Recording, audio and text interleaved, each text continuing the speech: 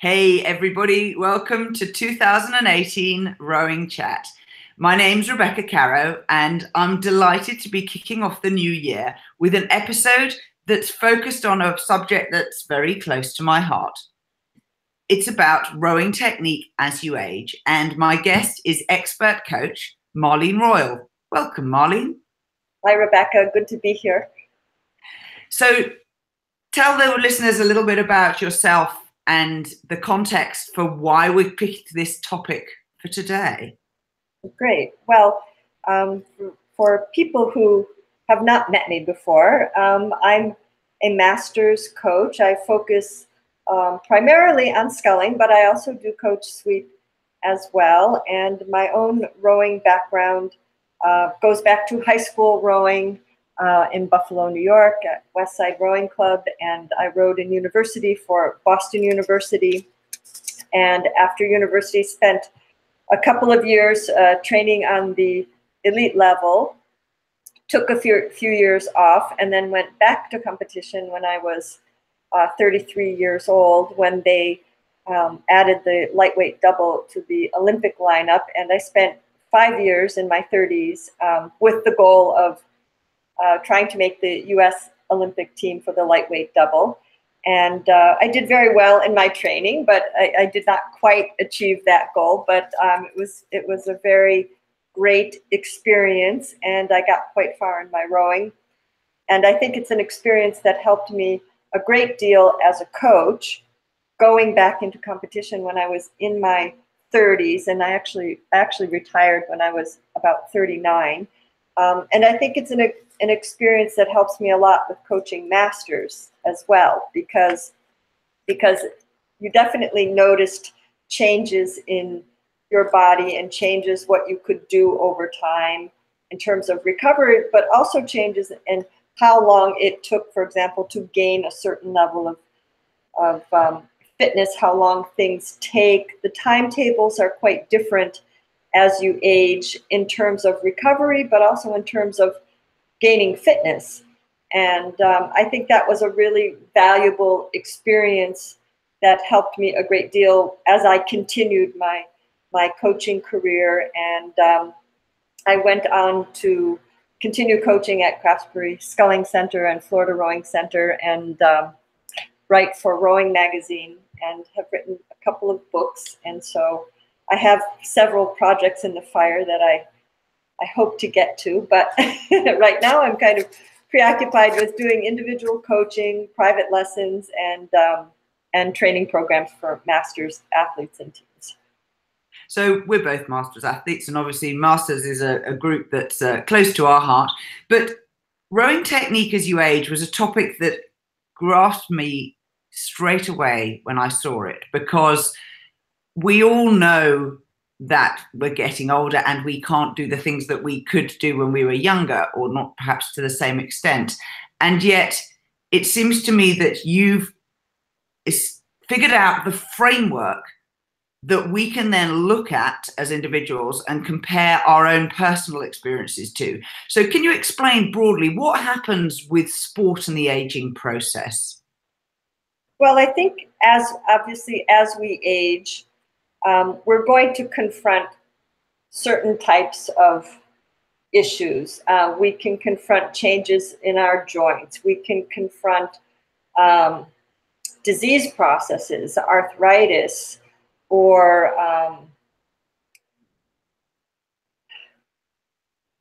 various injuries that may come back to haunt us. You know, maybe you broke your ankle when you were 14 years old playing football, and now you're starting to have some degenerative joint disease or some joint changes, arthritis, that are related to injuries that may have happened in your younger years. Our mobility changes, you know, and some people are able to maintain a high degree of flexibility. Some people maybe don't have a lot of flexibility, and maintaining flexibility is a challenge, and that's something that we have to work around. But I think joint mobility is a huge issue, because oftentimes technical limitations in rowing are not because of flexibility, they're because of joint mobility. And so those are issues that we always confront. Our strength levels change. If, you know, to row properly, you have to have the correct sequencing and movement pattern. You have to have adequate strength. So if you're a person who is coming into rowing at an older age, some people don't learn to row until they're in their 40s and 50s or even 60s these days. You may have strength issues that affect how you learn how to row properly. So those are issues that have to be addressed. But I think too, preserving coordination. We have coordination changes for people who race. There are things that have to happen at higher rates. So including in training and technique exercises that keep someone's nervous system sharp and their coordination skills sharp is a big challenge, and something that has to be built into a training program, because if you're going to race at high rates, you have to have the coordination and the dexterity for the blade work as well as higher rhythms and ratings. So, you know, we're looking at always a variety of, you know, there can be things like people's hearing changes, people's sight changes, people's vestibular systems change. So, I mean, there are lots of changes depending on our age. If we talk about someone in their 40s versus somebody in their 70s, you know, that's a 35 years is a wide gamut. But you know, our body is probably slowing down its processes one way or the other. So, you know, the ways that we can abide by principles that keep us rowing in as safe a manner as possible, I think, are the priorities. So the lesson I'm taking from that is, firstly, know your own body. Secondly, don't expect it to perform exactly as it used to, but also be prepared to adapt and manage the changes. Because from what I hear, you're saying that, you know, some of these changes can be trained and some of them have to be accommodated because they ain't going to change. Yes, exactly. I would agree with that. So you have a lovely phrase, which I enjoy. It says, the first way to go faster is to learn how not to slow down. What does that mean? Well, that's one of my mottos. First of all, I think if you place, if we're looking at rowing as the decades tick by, so to speak, you know, our training time becomes premium time, our recovery time becomes time that we have to pay attention to. And our concern is, within our age group, how are we going to continue to move the boat as fast as possible? And I think when I go to do a camp at a club or a center, I always start with this, that the first way to go faster is to learn how not to slow down. Because let's look at what you already have. Okay, what's your skill set right now? What's your fitness right now? And when we look at how not to slow down, what I'm typically addressing in this type of technique training, what I'm typically addressing right now is, you know, what's your rhythm? Changing rhythm can change your boat speed immensely. Are you working with the speed of the boat? Are you working with the natural rhythm and flow of how the stroke cycle works? Where's your release timing? Are you in the water too long? Is the boat starting to drag the oar? If we improve your release timing and we improve your timing out of bow and your follow through rhythm, you can pick up an enormous amount of speed right there, because the majority of people lose the speed that they have. They lose it at the release and the follow through. So oftentimes improving that part of the stroke helps them learn how not to slow down. You already have a certain amount of fitness, but your rhythm can disrupt the speed of the boat. Your weight collapsing on the seat, pushing, not keeping the boat running level, not keeping the boat buoyant, can slow the boat down immensely. Having the incorrect rhythm out of bow, not setting your body angle properly, not managing your weight out of bow. All of these things cause us to slow down. And so by first, if you attack that area of the stroke, I call this, as I said, learning how not to slow down with what you already have. 90% of the time, our athlete is going to start moving the boat faster if there's anything in that area of the stroke that needs to be improved. And then looking at the recovery, because the recovery is obviously when your oars are out of the water, we're trying to maximize our run at that point. And if you can improve your recovery and how smooth the boat is running and not disturbing the run of the boat, you're going to travel more distance per stroke. And you don't have to do another hour of training in order to do that. You simply have to focus on the technical aspects to move the boat faster. And I think if you've accomplished that, the next step is to gain new speed. And now what I would define as new speed is improving the entry timing, improving putting the blade in the water, improving the beginning of the drive. Because that's a point, your entry point is a movable point. As you get better, you may get more compression, you may have more distance of your stroke length may be better, but the release and all that rhythm and these things that have to work with the boat speed, they're kind of not negotiable. There's a point when the oar is no longer propelling the boat. There is a point when the boat knows that you're not matching the rhythm of the boat. And so I think those are things that we can improve right away. I love the way you demonstrate it as you talk. So those of you who are listening in audio, what you can see is Marlene rocking backwards and forwards. I'm moving my hands too much. So one of the things that I learned when I had an elderly relative who was having difficulty standing up out of a chair, we got them a training aid, which was effectively a rubber inflated cushion, had air in it, and it had a tiny little tube and a bladder, and at the end of the tube was a little counter.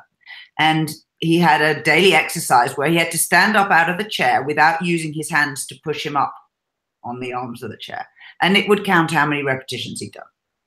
And what I learned from the doctor who gave it to us was that we gain strength at the same rate when we are older than when we're younger. We don't become as strong, but the concept of getting stronger physically, your muscles, training your muscles to become stronger doesn't change. It's just that you might be starting from a point of lower strength overall and then having to build up from that. So can you tell us a bit about how that principle applies to the older athlete in rowing? In terms of the rate that they gain speed, I'm sorry, the rate that they gain their strength. What can we do to gain strength, and what can we do to manage the loss of strength, which is an absolute, I'm guessing? Well, in the boat, first of all, this is actually where posture and body positioning becomes very, very important. If we take the example of your friend who you were teaching to get up out of the chair without the use of arms. Actually, we have a demonstration that we do exactly the same way with our rowing students, and that's if we're sitting in the video room and they're all sitting on the chair and they're all slumped back in their chair with their lumbar spine collapsed and sitting back on their back pocket, so to speak. If you ask them to okay, let's sit up over our sit bones, get up off your pockets, put yourself into a neutral spine position and put your feet on the floor. now if you slightly rock to the front of the seat, you can just stand up. This is setting your body angle.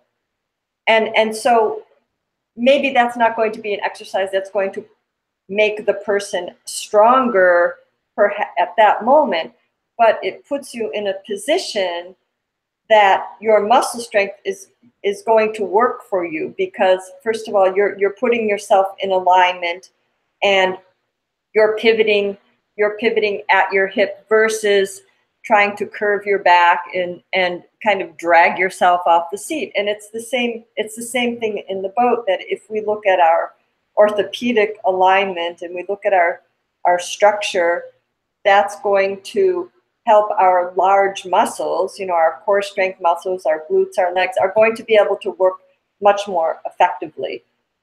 So that's a mechanical, we want to put them in the position of the best mechanical advantage. In terms of strength, rowing itself is going to be a strengthening exercise if somebody is rowing on a regular basis. Some people, as I said, we've talked about strength before, and some people say 100% you must be in the gym, and other people say maybe yes, maybe no. There's, if we listen to Stuart McGill, the specialist, the spine researcher and specialist from Canada, he says you have two different types of athletes. One athlete, you can give them deadlifts and you're going to make them slower. Another athlete who is a more elastic athlete might do better off doing body weight exercises for their body type. So how we develop strength and maintain strength, it's a little bit individual, but I mean, in general, I think rowing is going to keep us stronger, first of all, especially for there may be older athletes, like maybe they can tolerate doing exercises in the gym, maybe not, but we always have body weight exercises. There's a lot you can do with body weight to maintain your strength. But if you go back to posture and alignment, that's always going to put your muscles in the most effective position to work, and it also saves you energy. The better your posture is, the less your muscles are working to oppose positions of disadvantage, and your muscle activity is much quieter when you're standing with good posture than if you're hunched over or leaning to one side or leaning to the other. So our alignment has a lot to do with saving energy too. Which is great. And of course, saving energy in one area of your body gives you energy that you can then effectively spend on other areas, like propelling the boat, for example. Exactly. Well, that's absolutely true. And in terms of technique, the more extra motions you have, the more energy it consumes. The more efficient you get, the more your energy can go in, as you say, it could go into propelling the boat. And probably the better you row technically, the less motions you make. You eliminate lots of small extra extraneous motions, and you become, as you become more efficient, you become also more quiet in terms of the amount of muscle mass that you use. So let's run through, you gave me some notes on spine health, shoulders, elbows, wrists, and hands. Let's run through some of the checks that an individual athlete could do on themselves if they saw a photo or a little bit of video of themselves rowing or on the water or in the erg. What can they look for in their own bodies that they could then work on improving? Well, if we were going to start with the spine, the safest position for your spine is a neutral position. And if someone is not sure, okay, well, what is a neutral position? If you simply put your hands, clasp your hands behind your back or behind your neck, if you clasp your hands behind your neck, your spine is going to come into a neutral position. And and then you can see, oh, okay, well, what position is my spine? Are you in a flexed position, flexed forward? Is there a lot of curve in your mid back, or Do you have a gentle, natural curve to your back? But if you tuck your hands behind your neck while you're sitting, that's going to give you that feeling of what is a neutral spine. And you can compare how you feel sitting to what you see in your photograph or in your video. So, the importance of that is that your neutral spine is more resilient to injury, and it favors leverage. So, I think leverage is more important versus pulling when those forces are going through your spine. But we're talking about injury protection and keeping ourselves in the safest position. So our neutral spine, are you hinging at the hip? So when you set your body angle, are you curving at your back and stretching through your shoulders to set your body angle? Or are you maintaining your spine position and just rocking forward and hinging on your hip, just like we did with our exercise in the chair? If you maintain a neutral spine and you hinge at the hip, you're going to have no problem rising out of the seat. If we get into a position that we're setting our body angle through flexing our back, all of that is going to have a more stressful effect on your spine when you start to drive, because this is our preparation for the drive. So our neutral spine, are you hinging at the hip to set your body angle? Our glutes and lats are really important. And when you set your body angle, you can look at what's the position of your shoulders. Are your shoulders up near your ears? If your shoulders are up near your ears, or when you start to drive, you're seeing your shoulders rise, that means your traps are engaging. So this pressure is too high, that you're taking the pressure too high on your back. So if your traps are pulling your shoulders up near your ears, then your lats are not working. So they can't both do the same thing at the same time. So, we want to engage the muscles that are going to support our posture, which are our lats. So if you were going to look at your shoulder position, does it look like you're hunching your shoulders up, or are your shoulders staying low? If your shoulders are staying low, then you're probably engaging your lats and stabilizing your mid-back. That's also incredibly important for protecting your ribs. Okay, the moment your lats let go and you're up into your traps and you're up into your shoulders, chances are your shoulder blades are going to be sliding and moving around, and all that motion is going to put stress into your rib cage. So making sure that you have your chest up, your lats down, low shoulders, that's important for your posture, but it's very important for protecting our ribs, because rib stress injuries are a real concern of people at all ages. And it's all connected to making sure that you maintain your posture, and that spine position helps leverage, which takes a lot of strain off your ribs. The more you're pulling through your spine and through your rib cage, the more you're exposing your ribs to injury. Hands, wrists, and forearms, if we want to keep our joints protected, that also means keeping them level and quiet. So when I'm looking, if you're looking at yourself, we'll go back to our sculler who's looking at a video of himself.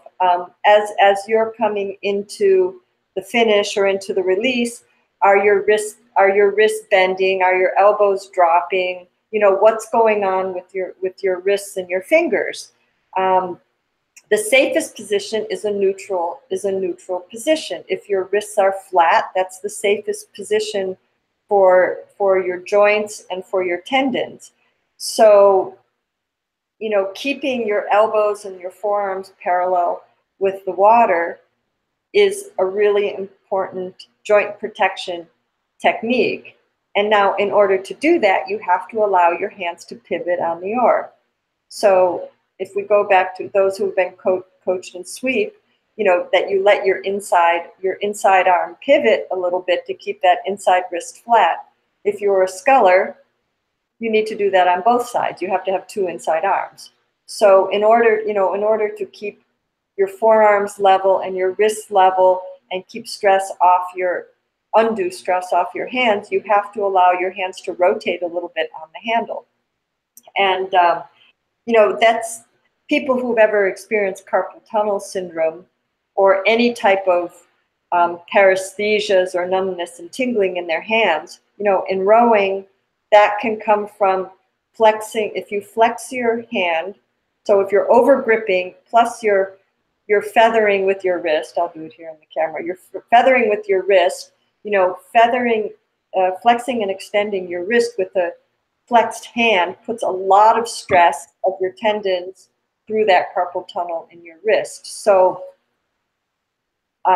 learning how to feather and square with your fingers with a flat wrist, I think, is a real technical goal, because that goes a long way to protect the joints of your wrists and your hands. But also, technically, it becomes a really important element of holding your suspension through the release. The moment your wrists break, you don't have pressure on the oar. So if your wrists break as you're releasing, or your wrists break to feather, you're probably going to see something going on at the blade that could be improved. For sure. That is all really good reminders. And so a personal check on how we individually sit and manage our bodies during the rowing stroke is definitely beneficial. And if anyone's listening who's a coach, of course, that gives you pointers of what to look for in your own athletes. We're going to take a short break to hear from our supporters. RowingChat doesn't fund itself by magic. It exists because we have people who support us financially. So you've heard of intelligent quotient, IQ, and you've probably heard of EQ, emotional quotient, as well. But doesn't it strike you as odd that there isn't a score given to the health of your body? We row, we take care of our aging bodies, and although masters athletes love to compare our injuries and our recovery strategies, we know we're both fitter and healthier than the vast majority of the population. So why shouldn't we get financial benefits from our rowing practice, from our fit and healthy bodies? Luckily, Health IQ feels the same way.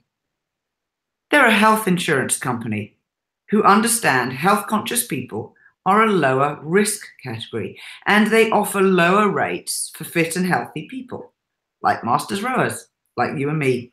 And if you qualify, you could save yourself a lot of money on your premiums. Get yourself a free quote today at healthiq.com/rowing and mention the promotion code ROWING when you contact an agent if you choose to telephone them.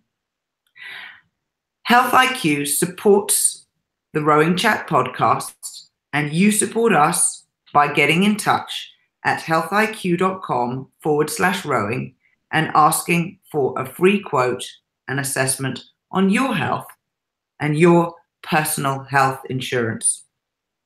Go and reap more benefits from your rowing, and you'll also be supporting the RowingChat podcast. Now back with Marlene. So Marlene, we've talked about what we should be aiming for, and we've understood that compromises are inevitable. Let's get into some of the things that we can do in terms of the rigging of the boat and the mechanics of how the body moves, so that we can provide good support for athletes who need perhaps to manage their body and their body posture. What's the first thing that we should be looking for? In terms of rigging, or in terms of our framework of support? Let's start with the framework of support. Okay. What I like to look at, and what I call the framework of support, is creating, making your body part of the structure of the boat and connecting yourself to the structure of the boat, because there is something at every point of the stroke that's going to help support your body weight, support your posture, if you use it correctly in your technical training. So My first point is row within a stable range of motion and avoid extreme positions. So what that brings to mind is as somebody is about to put the blade in the water, are they trying to overextend through their shoulders and reach towards the stern, which is putting them in a very extreme position? There isn't a whole lot supporting your body weight at that point. Or are they laying back too far at the release? Is their weight going down in the boat, which is putting their back in an extreme position? So first, our first aspect of support is stay within a stable range of motion. If you're starting to feel like you're not 100% comfortable, don't go beyond that point. That's, your stable point, stable shoulder blades, stable back position means you're connected. So that's an important thing in terms of protecting your joints. I favor a more collected stroke versus a separated stroke. And what I mean by that is we're going to use our muscles in a correct sequence, regardless of what style you coach. We have leg muscles to core muscles to arm muscles. So we're always moving from larger to smaller muscles. However, the rate that happens differs according to the type of stroke that a particular coach or country may coach. So a collected stroke would probably have a closer timing between the legs, body, and arms at the conclusion of the drive. It's probably has less separation than a very defined legs, then levering the body, then arms. So as we get older, I think having a little bit more compact, collected application of power is probably a safer mode. It's a little bit harder to coach, which I think is one reason why some coaches really emphasize legs, body, arms. And we're still staying in that sequence, but we're trying to blend them a little bit closer, not to, so that we have more of a collective whole.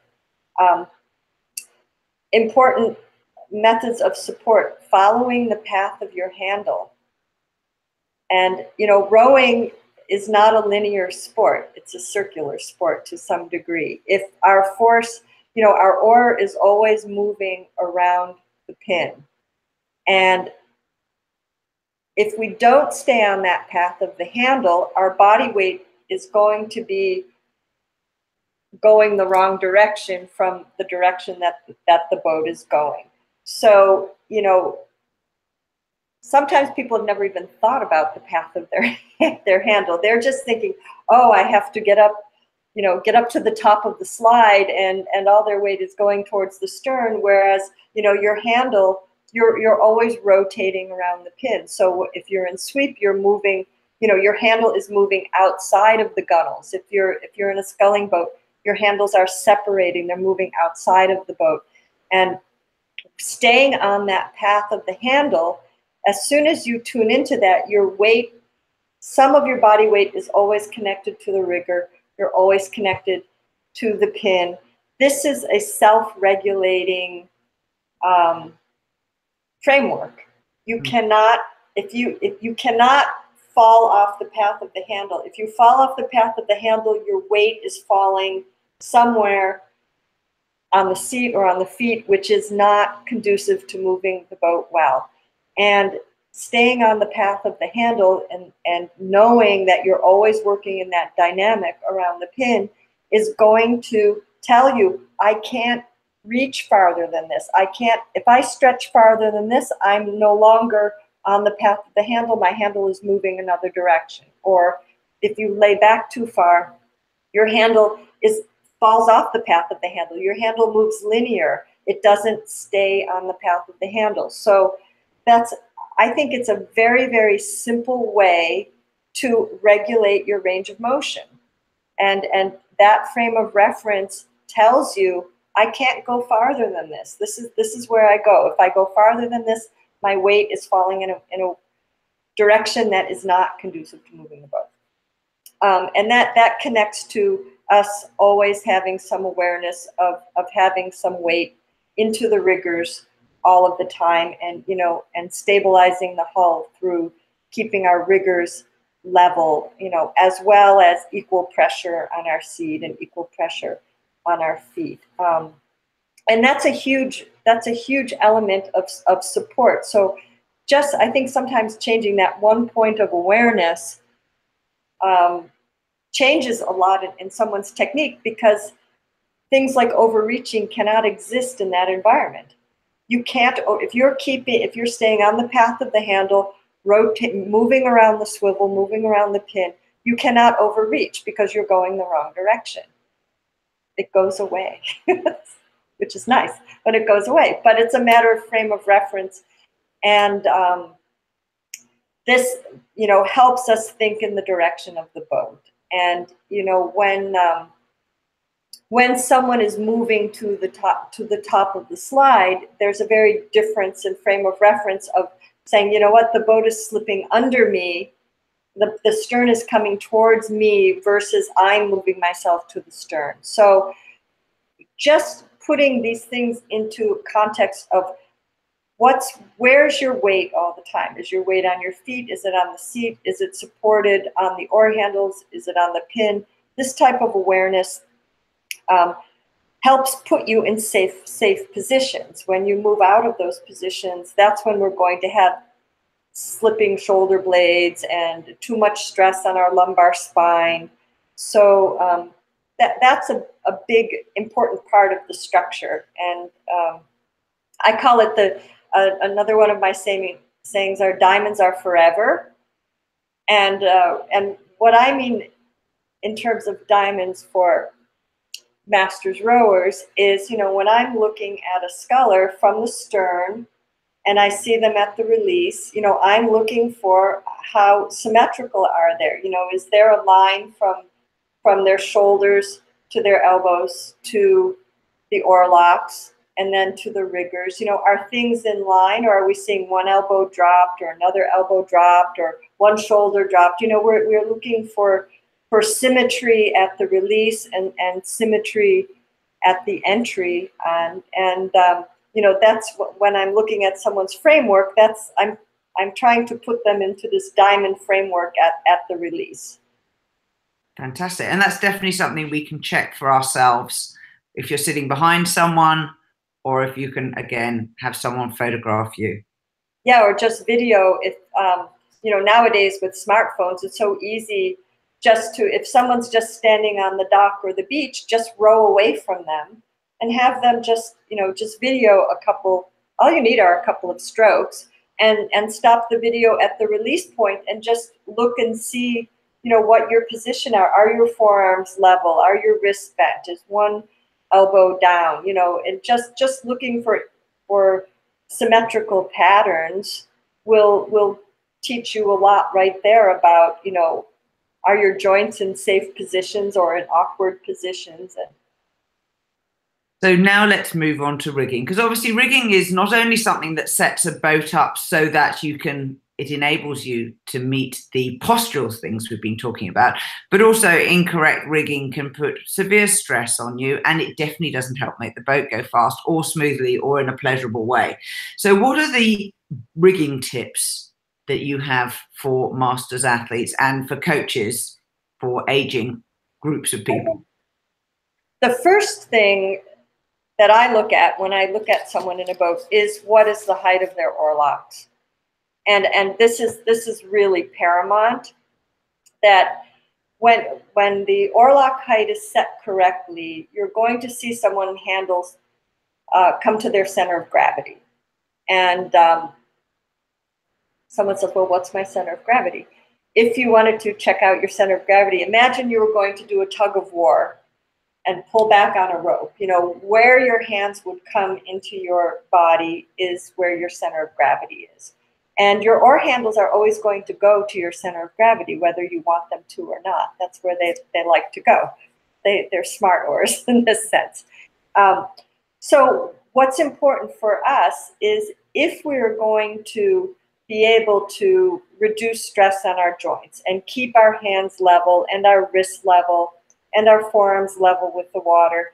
We have to be able to look at that level of our oar handles and be able to rest weight over the top of the handles. And if our handles are too high, we're not going to be able to do that. You know, if our handles are high, you're going to see the wrists are probably going to flex, the elbows are going to drop down towards the water, and an athlete's going to have a very hard time taking the blade out of the water if they have to pull down from underneath to try to get the blade out of the water versus pressing. And also, obviously, that affects us through the drive, that if the handle height and the oarlock height is not set at an optimum height, your athlete's either going to lift up through the upper body to try to feel the resistance of the water, because, or if it's too low, they're going to struggle all the way through. Or they're, again, if we see blades going deep, we might say, oh, is the height too low? If the height is too high, you may see somebody washing out. So, these things affect how you can apply your body weight when you drive. But the place to check it is at the release, and to make sure that the forearms and the wrists and the elbows are able to comfortably stay above the handle.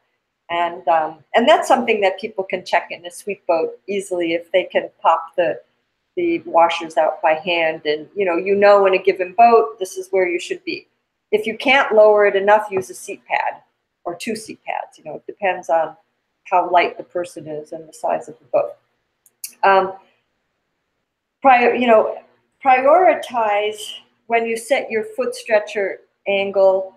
I would say prioritize your angle at the entry. So when we're talking about maintaining our effective stroke length, we have to make sure that we're able to put the oar in the water at the best angle that we can.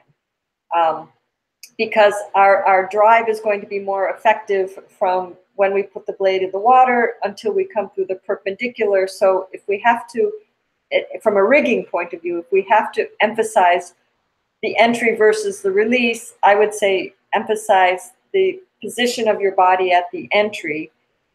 So you have to set your footboards, and so that when you're about to place the blades in the water, so the center line of your hip is at least at the level of the pin of the oarlock.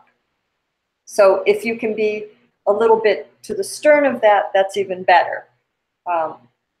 But if you're behind the pin, you're not going to have very much entry angle, and if you're a sculler, you'll kind of feel like you're rowing in a box. You won't feel like you're ever really able to open up your handles. But you do want to make sure that the level of the hips is at least up to the pin of the oarlock. And this can be an issue with masters rowers who maybe don't have as good mobility in their hips or in their ankles or in their knees. If somebody's had a knee replacement and they don't have full flexion, you have to rig them as far to the stern as you possibly can to give them the best stroke length that they can get from the entry to the mid-drive.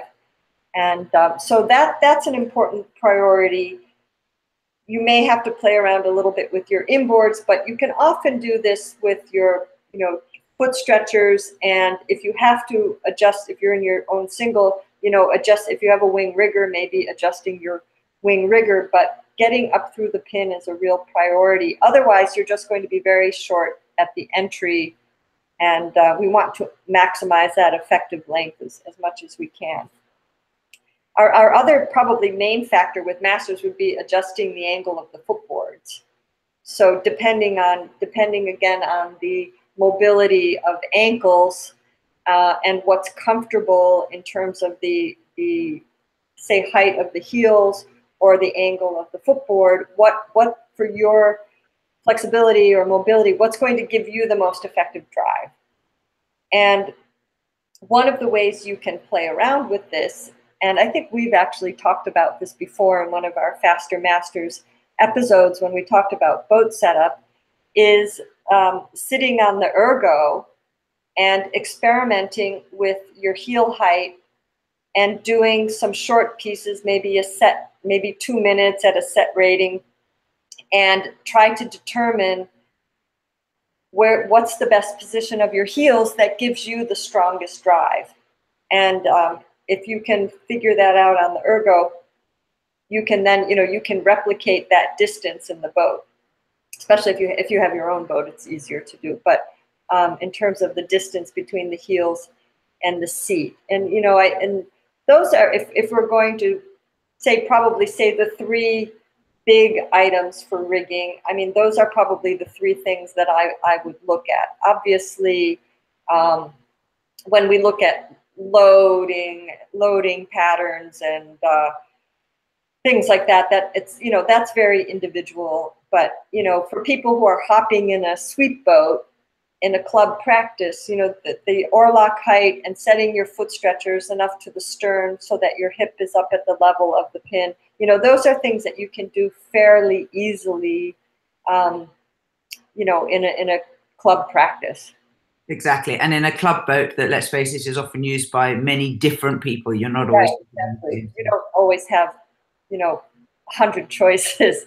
It's not like, if you have your own single, you can really customize what you do, even in terms of the type of shoes that you have in your boat. So there's a lot of other variants, but I definitely think those are the three main points.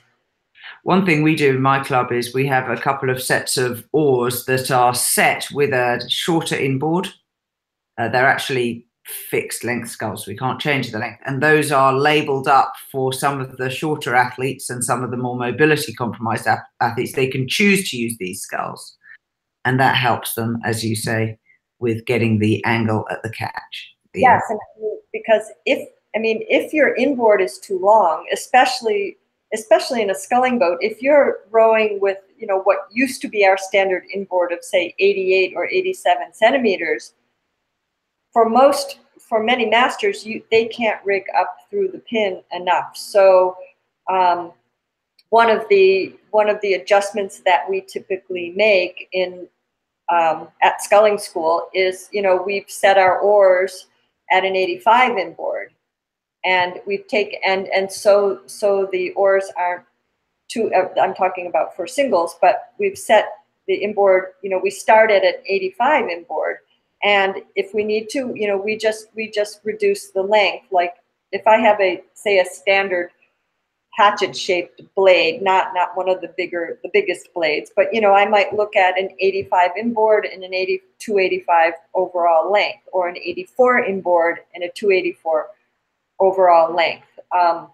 You're always better off, I think, to emphasize rigging enough through the pin, and then play around with your oar adjustments so that the load is a comfortable load. So you can row the rating that you want. You're not starting to get unusual aches and pains, which is usually the sign of being rigged too heavy. If you go out and you do a workout and then you say, wow, my back is a lot more tired than it normally is, then that's a signal that you might be loaded up a little bit too heavy. And that's where you can experiment with the length of the oars, but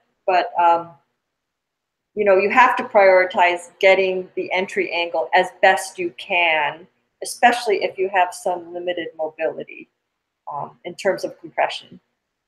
Yeah, I think that's also a point with regard to club boats, is to check where the foot stretchers, where the slides are adjusted to. In our club, there are some people who dislike the slides hitting the backs of their calves, and they adjust the slides so far back that they're not capable of getting to that position you describe of their hips being level with the gates. And shoe size is also a critical factor.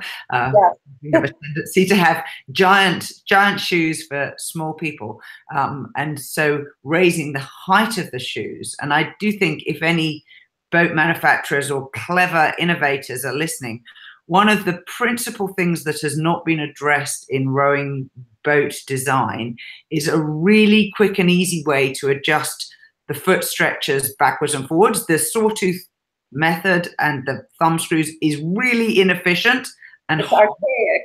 It's just archaic.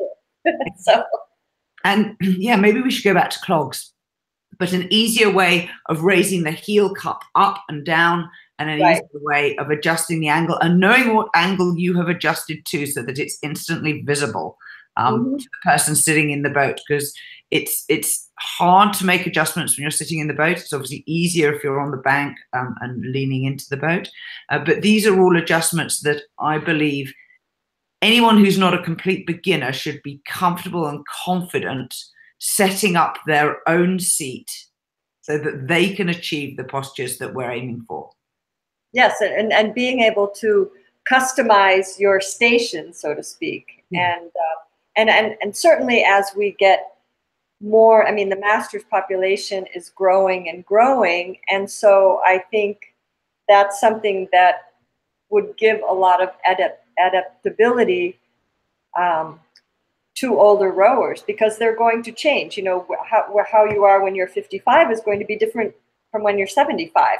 And you know, our goal, I think, is longevity. You know, we want to keep rowing as long as we can and to keep ourselves as healthy as we can. So, you know, that's we'll put a little call out to the boat manufacturers here that, you know, creating boats that are that have masters athletes in mind is a good thing, though it would benefit all rowers. I'm sure it would benefit college rowers and high school rowers. I mean, everybody's got a biomechanical positions that are stronger or weaker, and you know, just like people are fit for bicycles, you know, that you know, bicycles are really precise. People are fit and set up for bikes, and moving to that type of framework can only be helpful, you know, in manufacturing. Yeah, and one of the things that I learned from Greg Searle, who was a rower who went to professional sailing for the America's Cup, he said the precision of setup is something that rowers are really slack and casual about. And he said that the sport could learn a lot from studying other sports. And I think cycling is another sport, as you rightly said, where they're careful about these things and they check them and then they measure their performance and then they adapt and adjust and improve, whereas we just tend to get in the boat and go. Well, I think it is changing a little bit, because now we're starting to have, you know, we are starting to have some tools that an individual can purchase that will give us, you know, data, biomechanical data on our force curves and our slip and wash and things like that. So these are things that are, I think, becoming more available to the average person, which are also helping adapt technique and setup to, you know, maximize, see what the maximum stroke length is and effective stroke length, and what is the best position at the entry, and measuring slip. So you know, in the last year or two, we start having more things available. You know, various companies sell different types of instruments, but you know, we are starting to have a little bit more available to the average person. You know, everything is still a little bit on the expensive side right now, but it's doable if somebody's really, it's not in the thousands and thousands of dollars, you know. But you know, those types of things, or even if a club purchases some system, it can help to refine that for their rowers. But yeah, one of the things that I am on a mission to is to give people confidence about understanding rowing data and what it means. What do the numbers mean? If they change, what does that mean? And so if any of the listeners are interested in this area, I would very much like to find someone who would host a rowing data chat on the RowingChat network. So have a separate show. We already have the Faster Masters as one category of show. We have another one, which is the Strength Coach Roundtable, which are the guys obviously talking about strength and conditioning.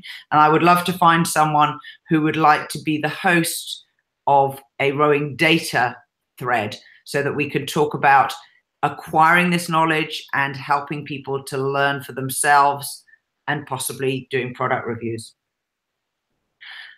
Marlene, we're coming to the end of our time together. I'd very much like you to tell the listeners where they can follow your work and where they can get a hold of the advice and guidance that you've already published. Well, we have our Faster Masters series, which is a project that we've worked on for the past year. And on our Row Perfect website, we have a separate Faster Masters category, which has all of our different episodes about workouts and technique, which also include our audio and a copy of the transcripts and written materials. My website is royalrow.com, which is my last name, ROYLEROW.com. And through my website, that is where people usually contact me if they're interested in individual training programs, or if their club would like to do a group training program. I do that quite a bit for masters clubs, that we develop a group program that's updated once a month. And that information is on my website. And on my homepage, there's a link to my e-newsletter, which from time to time, when there's something interesting, I send out a newsletter and let people know if I'm at a certain camp or rowing center, certain dates. I usually will post that. I try not to oversend e-newsletters very often, but when something's interesting, or if I come across some interesting links to things or articles, things that I think are just great to share with people, I use my e-letter. And we also use our Masters Rowing International, and that's the Facebook page that Rebecca and I started last summer, and we now have over 3,000 members to Masters Rowing International, and we really encourage we want it to be a go-to place for masters rowers to share their ideas and post articles that are relevant to us as masters, connect with each other. So that's, I think we've attracted some very, very good members, some really good professional members into that group. And certainly if you're a coach and a health professional or just a masters rower, we would love to have more members in Masters Rowing International. Yeah, I will say the discussion is superb and people are really generous with their advice. So some people have come in with going, oh, I'm really sorry, this is a real newbie question. And we have ended up with a really great discussion thread with all sorts of people with different perspectives so that you can help form your own views. And a recent one was around what dock shoes should you wear for going rowing, because some people have to wade out into a river. Some people obviously have a tidal situation, and there were some great recommendations of the type of footwear that's beneficial and hopefully won't make you slip over. Yeah, it's been very enlightening to listen to it, and great articles that people find. So, we're interested in what's your favorite rowing movie, but I think we're more interested in like information that's just, it has good substance, and we love people's photos of where they row too. Yeah, where you row, definitely. That's always welcome, and even if it's in the pouring rain, because we all understand what it's like. Now, Marlene and I also have a little project that is coming up, which we are hoping to publish within the next month. Marlene, tell the listeners about Project Zero. Okay, Project Zero. We're going to develop a 3-month training program for a 1-kilometer race. And as a kind of a basic plan, basic format, I would say my reference would be for someone who is a intermediate masters rower, a sculler, and then I will also give some advice of, okay, how would we modify this if we're a little bit of a more novice masters rower, or what if we're in sweep boats, because our stroke rates and things can vary. But But basically to provide a 1K training plan that's say a 12-week final preparation for your main race of the year. Now this year it could be FISA World Masters, which this year is at the end of September. It's a little bit later than it typically is, it's in Sarasota, Florida this year at the World Championship course. It could be for your national championship, you know, in the Southern Hemisphere that might happen in May, you know, April. April. Yeah. In you know, in North America, it'll be in August for many crews, or in Canada. So something that if you don't want a real personalized plan, something that would give you good physiological basis to get ready for your peak race of the year. And very useful if you don't have a regular coach who writes a program for yourself or your group. Marlene, as ever, it's been a great delight to hang out with you. Thank you for your time, for your insights. And we look forward to having everybody listen again on the next episode of Rowing Chat. Please help us by telling your rowing friends about Rowing Chat. You can subscribe in any podcast feed for the audio, and the video is on our YouTube channel. We also publicize it through the Row Perfect newsletter, which again, you can pick up a subscription to that and it'll tell you what's coming up. For now, thanks for listening and look forward to next time with you all. Bye-bye.